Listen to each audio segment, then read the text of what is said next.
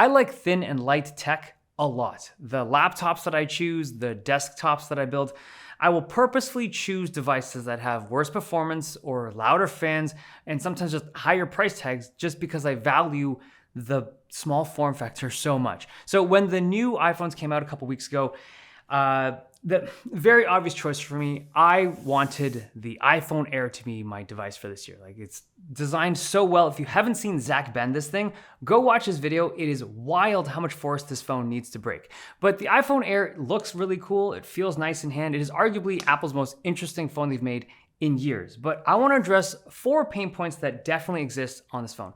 3 of them I don't think are as bad as they're being made out to be, but the last one is something that I think is a bigger issue for a lot of people and potentially a deal breaker. So I thought, right when they announced this thing, that the battery life would hold it back, because in 2025, consumers have access to so many incredible phones with crazy long battery life.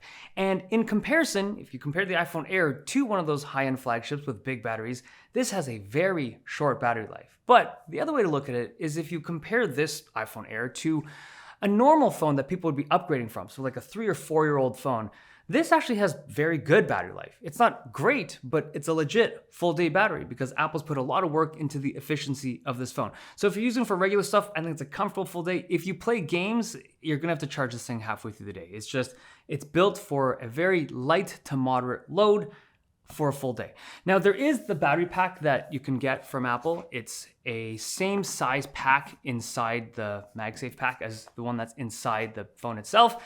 A full MagSafe pack gives about 65% charge to the phone because wireless charging is inefficient and you lose some of it to heat. But even though it does fit nicely, it is unfortunate that you have like this thin phone that becomes like a normal sized thick phone with the pack on.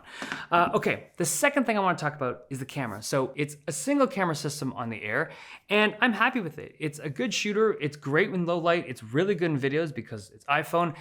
I found that in the past 2 weeks, I just didn't miss the telephoto or the ultra wide all that much in my day-to-day. I do think that if I was traveling frequently or going to events like concerts and stuff, I would miss it a lot more. Like, I go through my camera roll and all my photos are just like the regular lens typically. Unless I go to places or I'm traveling, then I'll use the extra focal length. So I think if you're on the fence about this, look in your camera roll. Just go through and be like, what percentage of my photos were shot on lenses other than the main? And I think that'll just make it easier to decide whether or not this is a good fit for you. The front-facing camera is much improved this year. It has been detailed in my Pro video, but yeah, it's a way better front-facing camera, and it's the same camera across all of the iPhones this year. The third issue I want to address is performance. So the iPhone Air definitely gets hotter than I expected. They've stacked this with 12 gigs of RAM and it's got the Pro chip. But when you look at the thermals of these devices, the Pro with its vapor chamber and aluminum chassis just handles heat much better than the Air with its glass back and titanium frame. And when you look at sustained performance between an Air and a Pro, it is obvious that the Pro is just built to be pushed for a long time with performance in mind. The Air is not. So if you crank the iPhone Air, you will have to deal with heat and performance throttling. It's not going to affect the normal user, but if you want to like play a lot of 3D games or you edit videos in CapCut on your phone, I'd go for a different device. All right, the fourth issue I want to talk about is the speaker. This has a single speaker, and it's been 8 years since I reviewed a phone with a single speaker. And single meaning like mono speaker. There's no stereo sound. So even the S25 Edge, which is also a very thin phone, this device had 2 speakers. With the single speaker on the iPhone Air, you get mono sound that comes at the top in portrait mode, but then in landscape mode, you get mono sound that comes out on one side alone.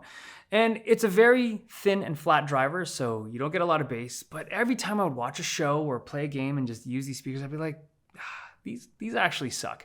But then, the real problem, volume. I measured these speakers with a calibrated U mic, and there's about a 10 decibel difference between the iPhone Air and the iPhone 17. 10 decibels. That's a perceived difference of almost double the volume for the iPhone 17. It is very significant. Now, I need to be clear. It's not like you can't hear anything on the iPhone Air. You can hear it. It's just it's a lot quieter than a typical modern day smartphone.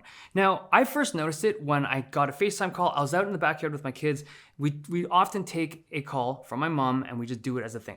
None of us could hear her properly. We all had to go into the house and take the call there. And it didn't clue in then. I was just like, oh, maybe it's just like a noisier evening. But then I think it was like 2 or 3 days after, I was cooking, and this is something I do very often. I have like the air sucking thing going on in my kitchen. I'm cooking stuff. I was like chopping some stuff up and I got a call in. I go into speakerphone. I had to turn off the fan and turn off the gas stove just so I could hear the conversation. And that's when it clicked and I was like, I think this is a real issue. Now, it's not gonna affect everybody. Obviously, most people don't even use this stuff. But I do think that if you FaceTime regularly in an environment where if you have like kids and family and you take FaceTime calls with multiple people and there's just like ambient noise in the environment, you will absolutely notice the difference between the iPhone Air and basically every other phone that's available on the market with 2 speakers.